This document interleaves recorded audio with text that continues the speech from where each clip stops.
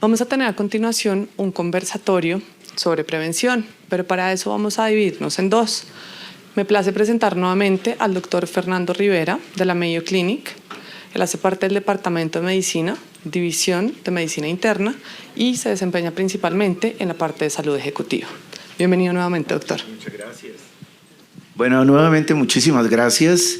Voy a tratar en los próximos 15-20 minutos de presentar un material del cual puede ser motivo de preguntas y obviamente de respuestas posteriormente.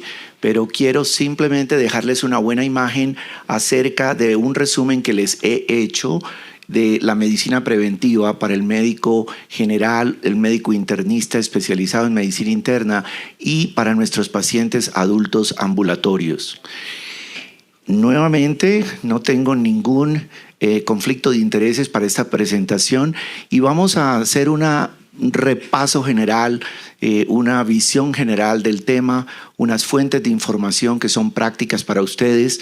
Además, esta mañana ya hablamos algo del riesgo cardiovascular y enfermedades para la prevención. Vamos a hablar algo de cáncer preventivo, inmunización y al final vamos a hacer muy someramente un resumen acerca de las enfermedades de transmisión sexual y de la parte psicosocial. Debo comenzar con mencionar los niveles de pruebas o de tamizaje que se hacen para el principio número 1 en medicina, que es tratar de no lesionar, de no herir, de no causar mayores problemas en nuestros pacientes. Ese es un principio ético desde nuestro juramento hipocrático. Así que debemos pensar básicamente en qué es la prevención primaria. La prevención primaria es antes de que ocurra la enfermedad, tratar de prevenirla y en este caso las inmunizaciones o vacunas son el ejemplo principal. La prevención secundaria significa que se detecta y se trata la enfermedad. Existe ya un curso mínimo de evolución de la enfermedad y, por ejemplo, el ejemplo clásico es, por ejemplo, una colonoscopía o, por ejemplo, una mamografía.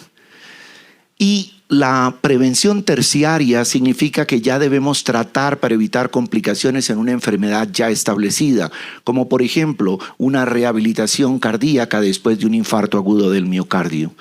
Teniendo en cuenta estos principios, es importante contar con fuentes, expertos que ya saben, basados en la evidencia, qué debemos hacer para prevenir estas tres etapas. Aquí menciono tres fuentes de información que son las que realmente basamos en Estados Unidos y me imagino que ustedes aquí en Colombia también, por ejemplo, las fuerzas de trabajo de servicios preventivos de los Estados Unidos o del Colegio Americano de Medicina y les voy a dejar unas buenas referencias que espero las copien o si no están en las memorias del Congreso también. Los servicios de medicina preventiva, las fuerzas de trabajo, básicamente son expertos, alrededor de unos 16 expertos que se reúnen cada 4 años, basados en la evidencia, hacen pruebas en el sentido de qué es lo que realmente para diagnosticar y prevenir una enfermedad debe hacerse como método en este sentido. Y basado en ello, determinan cada año evolutivamente, actualizan todos estos manejos y qué debemos hacer. Por eso es importante que tengamos en cuenta cuáles son las recomendaciones en cuanto a grados de importancia. Entonces están de A a la D y hay una frase que es la I, que es realmente la que no tiene ninguna evidencia. Como mencioné inicialmente, la A y la B prácticamente son recomendaciones. La A tiene mayor beneficio, mayor evidencia para beneficio que herir si se aplica esa técnica. La B, moderado. La C, definitivamente tenemos que reunirnos con el paciente para poder hacer una discusión o una decisión conjunta con el paciente antes de aplicar el método. La D definitivamente no se recomienda y ya la I mencioné anteriormente. Este es un resumen básicamente con relación a lo cardiovascular. No me voy a extender en ello, pero básicamente lo que pretendo aquí es que la gran mayoría de las asociaciones, incluyendo las fuerzas de trabajo, el Colegio Americano de Médicos y las asociaciones de cardiología, no recomiendan que hagamos un electrocardiograma de reposo o un electrocardiograma en esfuerzo a pacientes que son asintomáticos y a pacientes que también son de bajo riesgo, como hablábamos esta mañana. Esto se aplica muy bien también a pacientes preoperatorios. En cuanto a la dislipidemia, las fuerzas de trabajo, esta mañana mencionábamos las calculadoras, pero como lo dijo el doctor Sánchez, también debemos apartarnos un poco de ellas y pensar en el riesgo-beneficio para poder empezar intervenciones no solamente de tipo de cambios en el estilo de vida, sino la posibilidad de empezar fármacos como las estatinas. No voy a leerles todo esto, pero es simplemente para darles una orientación al final. El uso de las estatinas, como pueden ver aquí, el grado es B, es recomendado no solamente para el control de colesterol en esta población de pacientes de 40 a 75 años, sino también para el pronóstico cerebro y cardiovascular. En el sentido de la hipertensión, esto es un resumen de las fuerzas de trabajo. Realmente algunas de las asociaciones empiezan desde temprano, a 18 años, y debiese hacerse entre 3 y 4 años la toma de presión arterial. Pero uno de los mensajes que quiero decirles es que antes de iniciar un tratamiento con antihipertensivos, dependiendo del estadio de la presión arterial, debemos educar al paciente y debemos hacer cambios en el estilo de vida, empezando con dieta, empezando con ejercicio, peso y si hay algún componente metabólico que sea revertido. Es muy importante lo que se menciona a nivel de las asociaciones, que antes de empezar un fármaco eduquemos al paciente de cómo tomar la presión arterial.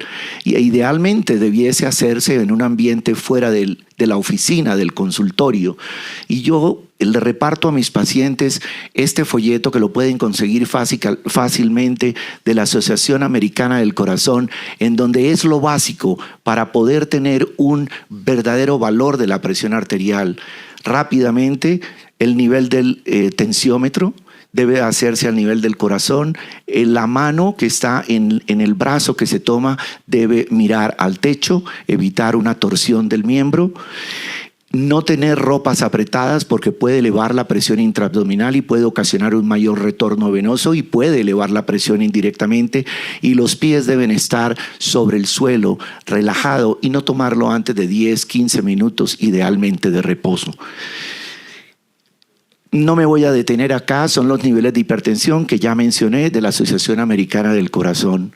En cuanto a obesidad, las fuerzas de trabajo realmente no recomiendan hacer pruebas para pacientes en el término de la obesidad, a pesar de que esta mañana hablábamos que uno de los signos vitales no solamente es el peso, sino la circunferencia abdominal, para estar pendientes de la posibilidad de un componente metabólico. Sin embargo, aquellos pacientes que pueden ser obesos a nivel de una masa corporal total de 30, debiese hacerse un poco más seguido y sí se recomienda. En cuanto a apnea del sueño, realmente no hay una prueba, no hay evidencia de que haciendo pruebas de oximetría nocturna nos vaya a detectar si el paciente no es de riesgo. En cuanto a la diabetes mellitus, hay ciertas discrepancias, pero básicamente esta diapositiva les quiere mencionar lo de la Asociación Americana de Diabetes, en donde ellos están poniendo muchísimo énfasis en la prediabetes, o sea, valores de hemoglobina glicosilada. Yo diría que 5.6% debemos estar pendientes, porque ya 5.7% está establecida la prediabetes y sabemos que un buen número de estos pacientes van a terminar en corto tiempo en diabetes. Vamos a cambiar un poco rápidamente para la parte de cáncer. No me voy a extender en ello, vamos a hablar un poco de cáncer de próstata, de cáncer colorectal, de cáncer de pulmón, de cáncer de mama y también cervical. Les traje este artículo que es bien interesante porque es ahora en este año del Instituto Nacional de Salud de los Estados Unidos, del doctor Pinsky, que es una autoridad en cáncer de próstata, para resumirles lo que consideramos que debemos como clínicos estar pendientes. Uno de los mensajes de la prueba del antígeno prostático es que no todo el mundo clasifica. Las últimas pruebas que nos determinan que muchas veces sobrediagnosticamos o sobretratamos, sometemos a nuestros pacientes a resonancias o ultrasonidos innecesarios y aún peor a biopsias que van a conllevar a infección y a problemas mecánicos. Y lo otro es que siempre debemos hacer una interacción con el paciente para saber cuál es la ruta que realmente le conviene, si es una biopsia, si es una observación. En el artículo muy claramente menciona lo que es una ventaja de los beneficios del antígeno prostático. Uno de ellos, pues, la prevención definitivamente de cáncer de próstata en ciertos círculos y garantizarle al paciente de que realmente está en un nivel que no amerita mayor intervención. Y lo otro es el sobrediagnóstico y sobretratamiento que ya mencioné. En el artículo claramente explican cuáles son las rutas del algoritmo para tener un PSA mayor de 4. Una de las cosas que les quiero recomendar y que es de la última recomendación prácticamente de la Asociación Americana de Urología es que antes de leer el PSA, pregúntenle al paciente si ha tenido actividad sexual en las últimas probablemente 96 horas, si ha montado cicla. Fíjense, pacientes en Boyacá, que son los mejores ciclistas del mundo, o pacientes que han estado en ejercicios que requieran actividad pélvica. Entonces, eso es importante para que también haya cierto tipo de abstinencia antes de interpretar el PSA. No me voy a detener acá, simplemente para decir que las fuerzas de trabajo consideran un grado C en el cual debemos siempre interactuar con el paciente. Este artículo del mes pasado es de la Asociación Americana de Médicos. Resume para el cáncer colorectal cómo debemos aproximar a nuestros pacientes en términos de screening. Y esto sí se los quiero comentar porque básicamente las pruebas de detección de cáncer colorectal las debemos dividir, número uno, en aquellas pruebas en las heces, como el famoso guayaco positivo o negativo, en las pruebas fecales inmunoquímicas, en las pruebas de DNA. En Estados Unidos se llama Cologuard. Nosotros lo usamos, pero con cierta precaución. Tiene una alta sensibilidad, pero baja especificidad. Luego pueden haber algunos factores de falsos positivos. Y las pruebas directas, que no las voy a explicar, pero que las van a tener allí. Cada cuánto debemos hacer una colonoscopía, generalmente cada 10 años. Es probablemente el método estándar para detectar cáncer colorectal en algunos grupos de las asociaciones por encima de los 50 años, pero las fuerzas de trabajo y la Asociación Americana del Cáncer recomiendan, basados en pruebas en los últimos 5 años, empezar a los 45.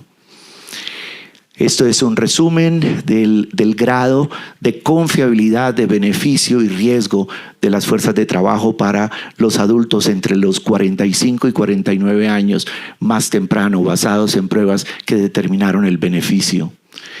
Para el cáncer de mama, tenemos las recomendaciones entre pacientes de 50 a 74 años y también qué debemos hacer, cuál es la aproximación. El cáncer de mama ha avanzado muchísimo en términos de tratamiento y las asociaciones hoy en día pretenden más bien que las mujeres se hagan bienales cada 2 años porque los falsos positivos pueden ser reducidos y vamos a comentar acerca de esto.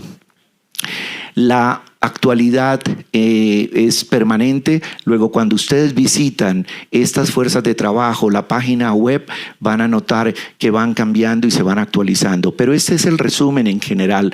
Para mujeres entre 40 y 49 años, la decisión debe ser entre el paciente y el médico para conocimiento y para personalización de cada caso.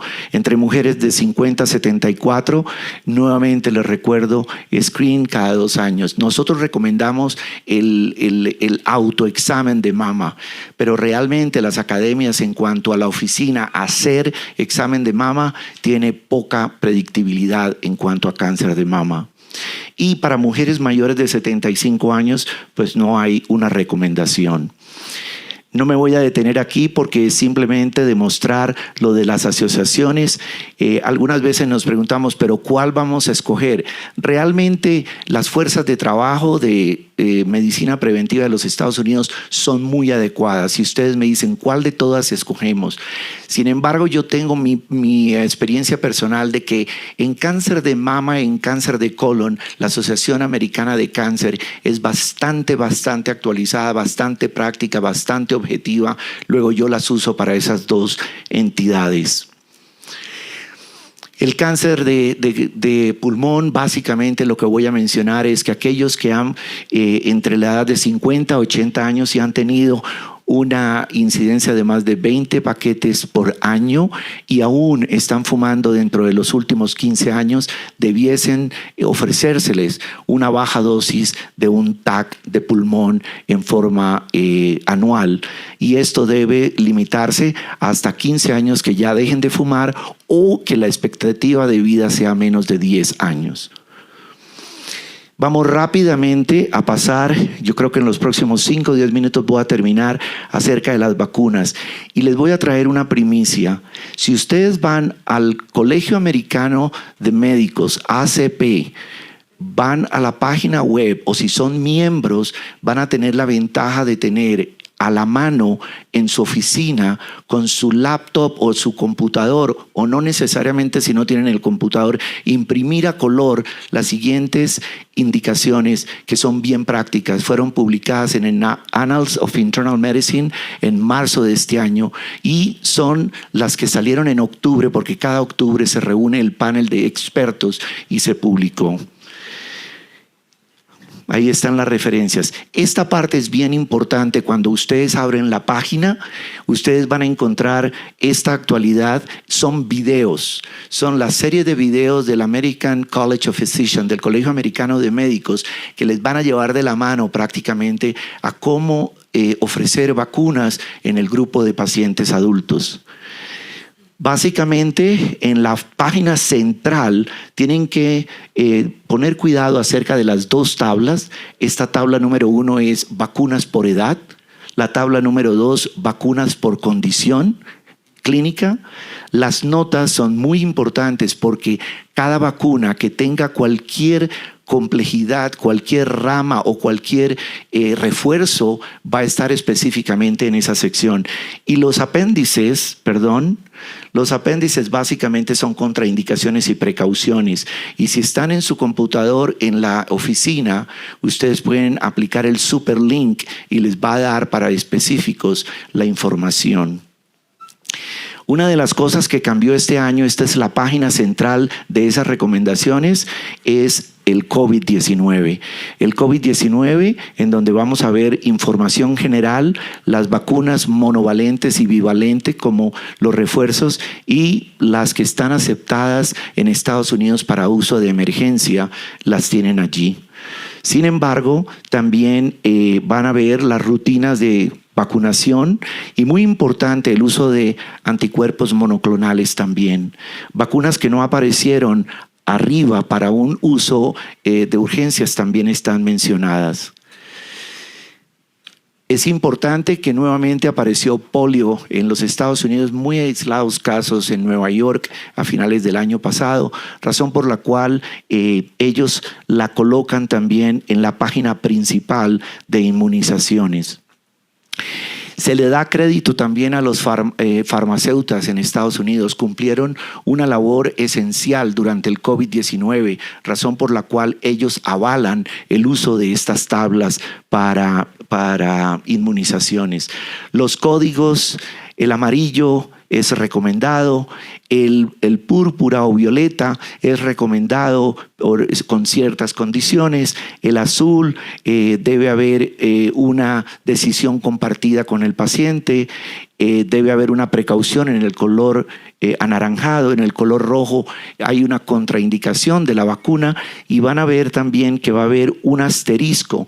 El asterisco en rojo significa después del embarazo y contraindicada en el embarazo, algunas de las vacunas vivas.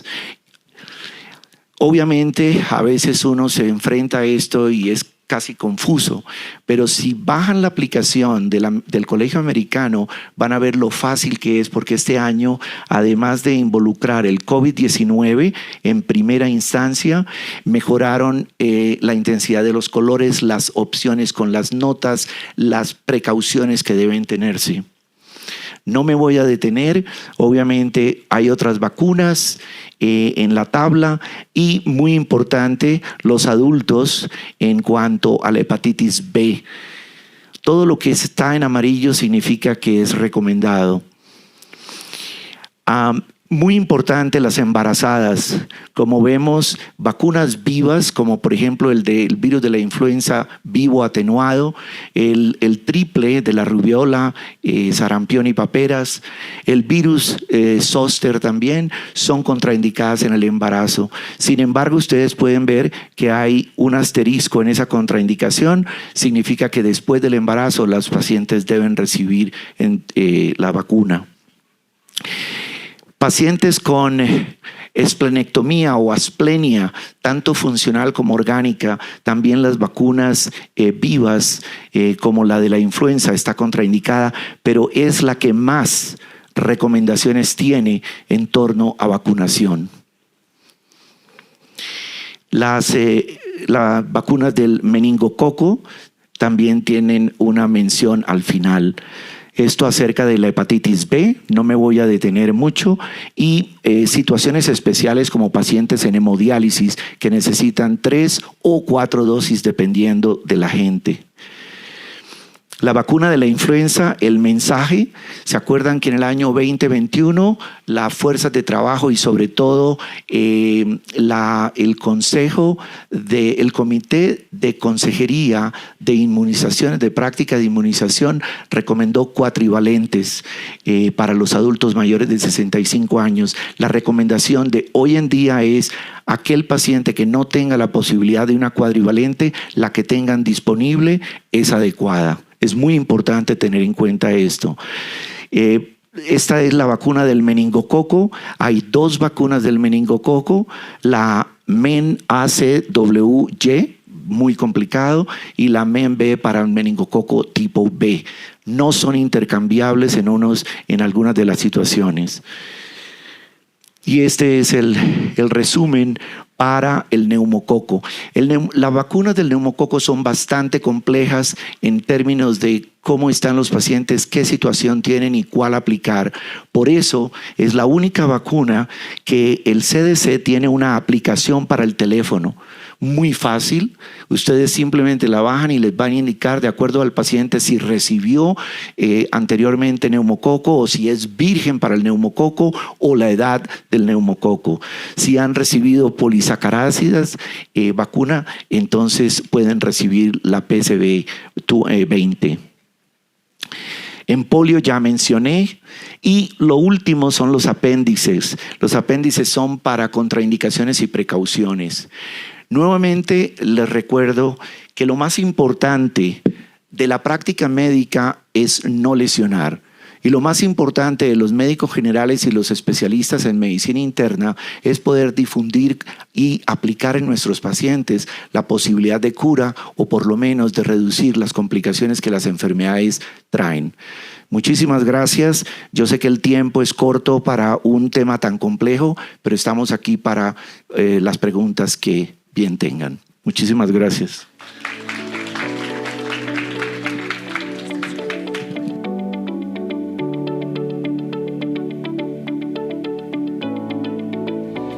Bueno, vamos a dar continuidad a esta segunda parte de nuestro conversatorio que tiene que ver con los cuidados preventivos también, pero ahora hablando un poco de vista desde lo que hacemos acá en la Fundación Santa Fe de Bogotá. Mi nombre es Mariana Soto, yo soy internista, trabajo principalmente en la parte también de salud ejecutiva y la idea es poder compartir con todos ustedes hoy un poco cómo podemos aplicar todas estas recomendaciones generales en nuestra práctica clínica. Antes de empezar, yo quisiera que cada uno de ustedes se tome el tiempo de unir estas imágenes del lado izquierdo con las imágenes del lado derecho.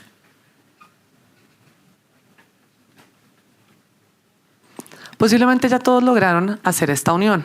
O sea que esto fue un ejercicio bastante fácil.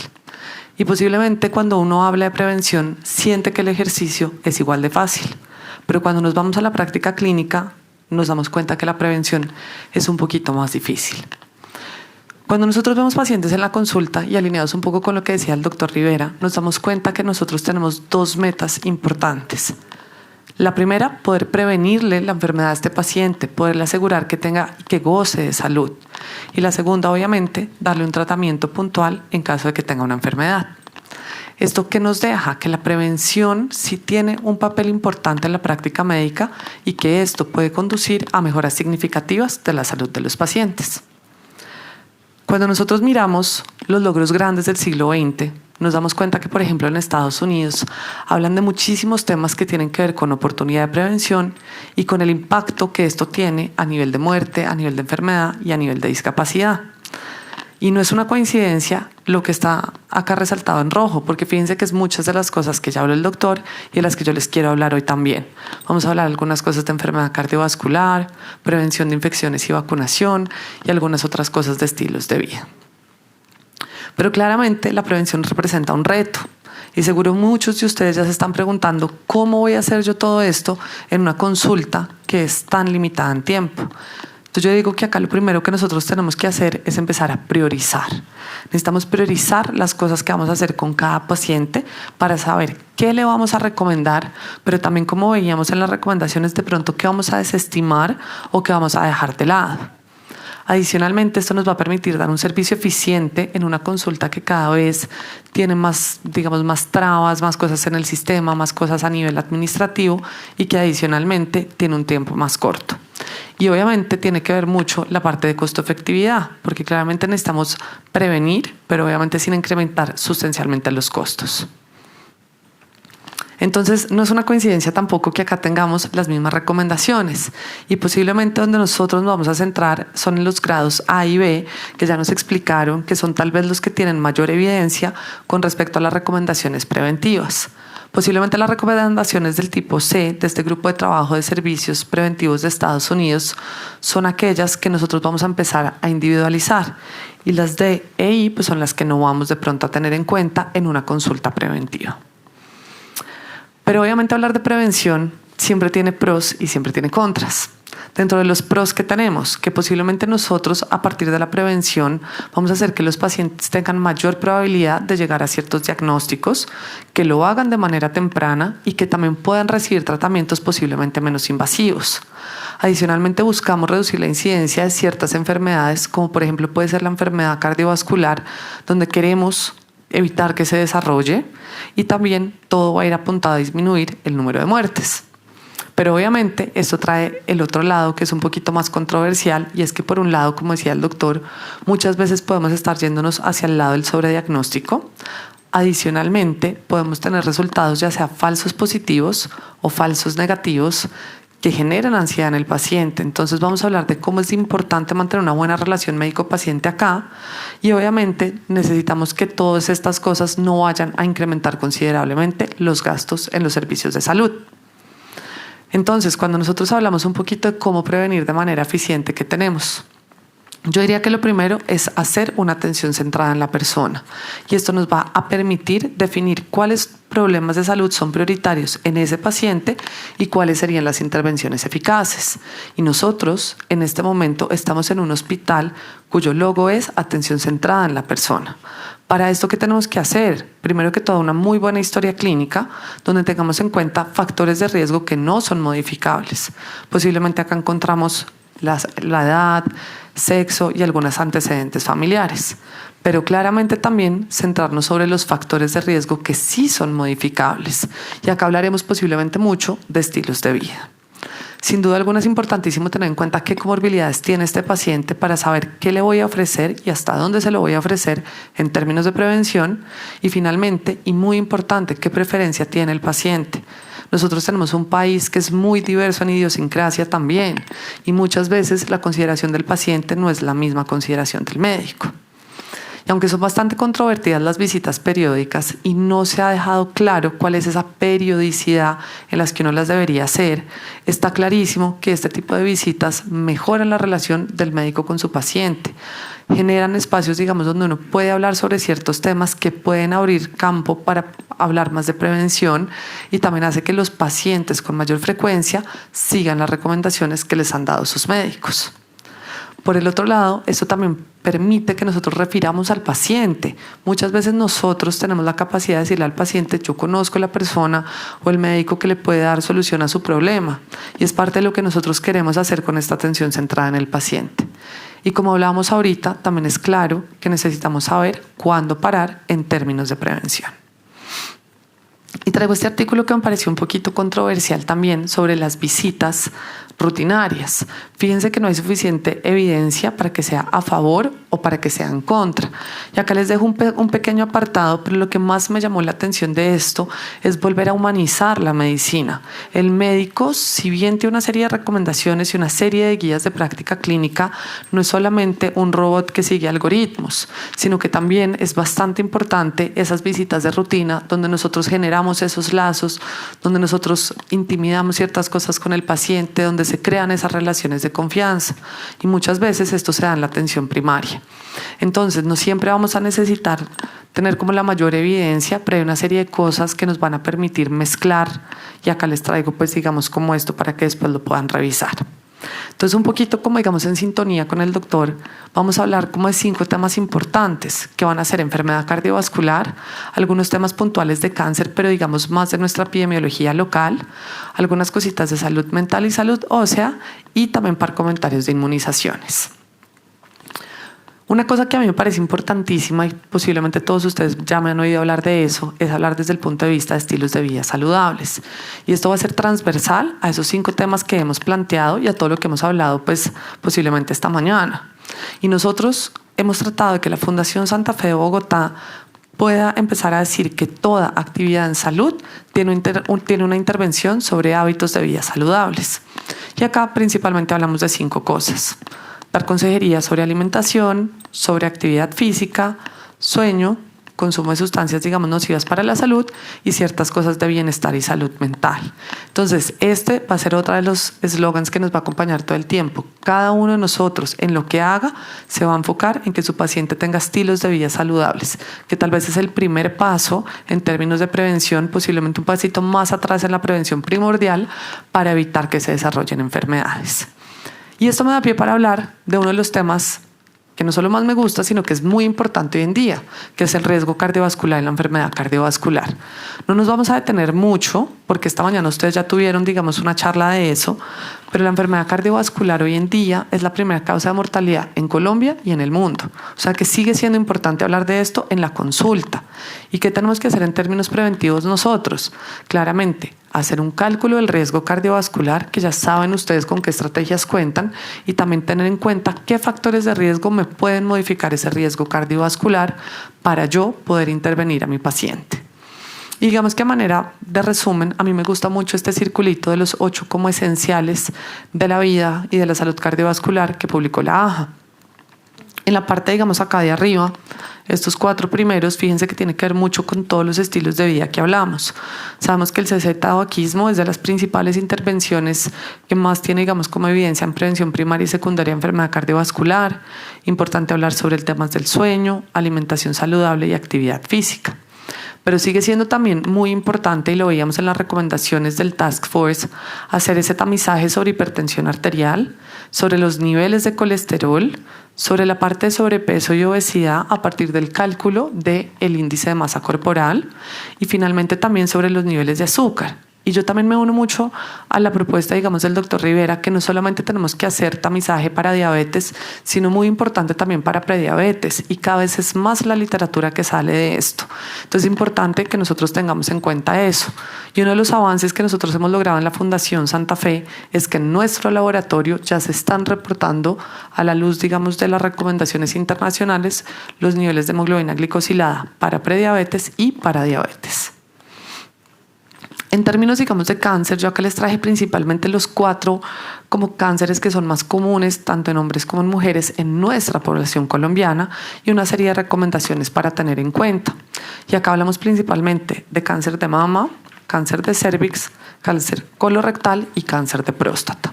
No dejé metido, digamos, el de pulmón en la medida en que hay una serie de factores de riesgo que ya también el doctor explicó. Y como les decía el doctor, para la parte del examen de mama, el autoexamen tal vez no se considera un método de tamizaje, pero sí una estrategia de concientización para las mujeres. Y la recomendación que tenemos, tanto internacionalmente como en las guías de salud pública del Ministerio de Protección Social, es que las mujeres por encima de los 20 años empiecen a hacer el examen de seno, el autoexamen. Y posteriormente, a partir de los 50 años, hagan de manera bianual la mamografía junto con un examen físico de seno que empieza a los 40 años. Entonces, ustedes en su práctica de prevención primaria se tienen que asegurar que esto esté ocurriendo. Y si no está ocurriendo, pues dar todos los elementos para que así sea. En términos de cáncer de cervix, la citología anual en aquellas mujeres que tienen una vida sexual activa, entonces que no se nos olvide preguntar eso en la consulta. Y en términos de cáncer colorectal, como les decía el doctor, tenemos métodos indirectos como la sangre oculta y algunos directos como una sigmoidoscopia cada 5 años o colonoscopia cada 10, pero es importante dejarlo registrado. Porque además nosotros nos damos cuenta que muchas veces el paciente cambia de médico, no lo sabe, o que ustedes en esta buena relación médico-paciente le digan al paciente, por favor registre cuándo fue que usted se hizo su colonoscopia, de tal manera que si yo mañana ya no soy su internista, si no va donde otro internista, usted le pueda decir, mire, yo me hice la colonoscopia, no sé, en el 2020, se prevé que si no hay un cambio en mi condición clínica, esto se vuelva a hacer en el 2030. Mucho de lo que nosotros hacemos también tiene que ver con esa educación del paciente. En términos de cáncer de próstata, pues digamos el examen físico se plantea, pero sabemos que puede tener hasta el 50% de casos de falsos positivos, o sea, la balanza roja. Y tenemos el antígeno de próstata, pero que también, digamos como la recomendación acá es que los pacientes que tienen alto riesgo, es decir, que tienen un familiar en primer grado con cáncer de próstata, empiecen su tamizaje a partir de los 45 años. Pero los pacientes que tienen un riesgo moderado, en cuyo, digamos, caso la edad es el principal factor de riesgo, lo pueden hacer a partir de los 50, más o menos cada 2 años, para disminuir la tasa también de falsos positivos y de exámenes adicionales que se tienen que hacer. Me queda que repetir. Con respecto a la salud mental, fíjense que en Colombia la depresión hoy en día es la segunda causa de carga de enfermedad. Entonces es muy importante que nosotros hagamos énfasis en la parte de salud mental. En términos de la historia clínica en Fundación Santa Fe de Bogotá, ¿qué tenemos? Hemos utilizado la escala PHQ-2, que es, digamos, una manera reducida, 2 preguntas sencillas en la historia clínica, tanto de consulta externa como de urgencias, que nos pueden orientar a si nuestro paciente está deprimido o no y debe ser derivado hacia un servicio de psiquiatría que nos pueda, digamos, echar la mano con eso. Podemos hacer lo mismo para la ansiedad. Hay una escala que se llama la GAD-7 que también nos puede ayudar a saber si nuestro paciente está presentando problemas de ansiedad, y también es un espacio donde nosotros podemos explorar uso problemático de alcohol o sustancias psicoactivas, y dependiendo de lo que necesitemos podemos derivar al paciente. Acuérdense que la salud mental hoy en día está relacionada con muchísimas otras enfermedades y, por ejemplo, la parte de depresión, ansiedad, hace parte de los factores emergentes del riesgo cardiovascular. Esto está listo. Con respecto a la salud ósea, y a mí me llama mucho la atención, yo la veo muy desatendida en la consulta externa. Muchas veces tengo muchas mujeres por encima de los 65 años que no conocen siquiera qué es una densitometría, o también personas que tienen factores de riesgo como por ejemplo uso prolongado de corticoides. Este es un hospital donde tenemos trasplante. En el trasplante usamos mucho los corticoides, y la salud ósea en estos pacientes, no les voy a decir que es casi que igual de importante, pero sigue siendo muy importante, así como por ejemplo el uso de los corticoides.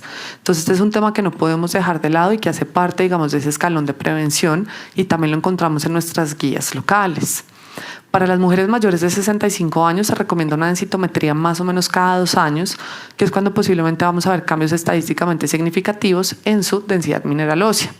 Pero ojo que, como les decía, hay otros factores de riesgo que pueden estar presentes en mujeres menores de 65 años o incluso en hombres y que nos disparen a nosotros esa necesidad de pedir la densitometría. Cuando nosotros miramos cuáles son esos factores de riesgo modificables, nos damos cuenta que son un montón.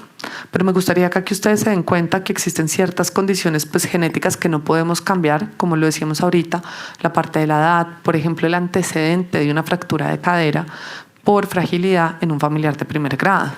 Adicionalmente, los estilos de vida de los que tanto hemos hablado son importantísimos. El uso de algunos medicamentos adicionales, el uso, por ejemplo, de enfermedad o la presencia de enfermedades predisponentes. Entonces, todo esto nos puede cambiar a nosotros el curso de la decisión en la consulta. Y si nosotros lo justificamos bien, digamos que en términos de costo-efectividad no tendría por qué haber un problema. Y finalmente, pues hablábamos ahorita con el doctor que el tema de vacunación puede ser un tema que nos da para una charla completa, pero me alegra mucho saber que estamos en sincronía pues como con el esquema que estamos utilizando. Y acá también les traje este cuadrito del CDC del que hablábamos, donde nos dan una serie de recomendaciones por vacuna y acá inicialmente por edad, que puede ser fácil de desglosar de pronto en la consulta de medicina interna o en una consulta de atención de medicina general. Si ustedes se dan cuenta, como decíamos ahorita, el amarillo es lo universal para todos. Y acá hay 2 cosas que no se nos puede olvidar preguntar en la consulta: influenza y COVID, clarísimo. Y fíjense ustedes, aunque pues sabemos que es un coco un poquito más grande, la parte de vacunación de neumococo en personas un poquito más adultas. Como ya el doctor nos recomendó, si no tenemos la certeza de qué hacer, o lo derivamos o bajamos la aplicación y lo hacemos. Pero lo que es claro es que muchas veces el paciente o no sabe que se tiene que vacunar o no le da importancia. Y nosotros en la consulta sí le podemos resaltar esa importancia. Y acá cada uno haga una reflexión si ya se vacunó este año contra la influenza, por ejemplo. Entonces esas son las cosas que tenemos que hacer. Finalmente, como todo esto parece muy difícil en la consulta, y como el doctor también nos decía, tenemos herramientas hoy en día a la mano. Y este Task Force en Estados Unidos, acá les dejo el link para que el que después lo quiera buscar, tiene también una herramienta online o en el teléfono que les permite que ustedes estén un poquito al día de cuáles son estas medidas de prevención, tanto de recomendación A, B, C, D o I. ¿Qué pueden hacer ustedes? Ustedes ingresan acá la edad del paciente, peso, talla, y obviamente la parte de sexo. Para las mujeres nos dice si está embarazada o no, si ha fumado alguna vez y si está activo sexualmente. Acá yo hice, por ejemplo, con un paciente de 45 años, hombre, que pesa 70 kilos, mide 1,70, pues su índice de masa corporal normal. Y fíjense, en recomendaciones tipo A me da una serie de cosas que yo indague sobre por su estado de, digamos, si ha hecho screening de inmunodeficiencia, de sífilis, que le haga ciertas cosas de tamizaje de hipertensión, estilos de vida y cese de tabaquismo. Entonces es muy interesante. También estarán las recomendaciones B y ya dependiendo de algunas cosas se van a la parte individualizada. Pero si lo quieren hacer fácil, ahí B va a estar muy bien. Entonces, ¿qué mensaje les dejo yo para que se lleven a la casa antes de que nos sentemos con el doctor a charlar y a responder sus preguntas? Es, primero, los cuidados preventivos de la salud tienen un lugar importante en la atención ambulatoria, a pesar de que tenemos muchos detractores. Lo segundo, que esto tiene como objetivo que tengamos mejoras significativas en la salud general de los pacientes. Acá no les estoy diciendo solamente que no se enfermen, pero un paciente que ya está enfermo también se puede beneficiar de una prevención secundaria o terciaria para estar mejor que como estaba antes. Y finalmente, que todo esto requiere un abordaje individualizado, requiere una buena relación médico-paciente. Y como hablábamos con el doctor, esto tiene que ser dinámico. Hoy tenemos estas recomendaciones, pero posiblemente si nos reunimos nuevamente en 5 años, habrá muchas cosas que han cambiado. Muchas gracias a todos. Como siempre, los invito a trabajar desde la salud y no desde la enfermedad.